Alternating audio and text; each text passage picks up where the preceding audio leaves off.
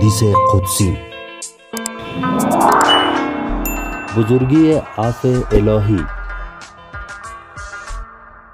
پیامبر اکرم صلی الله علیه و آله فرمودند: خداوند عزوجل فرمود: عفو من گرامیتر و بزرگتر از آن است که در دنیا کار بنده مسلمان را مستور دارم، آنگاه از پس مستور داشتنش او را رسوا کنم و مدام که بنده ام از من آمرزش خواهد او را خواهم آمرزید. نهج الفصاحه، حکایت 2078.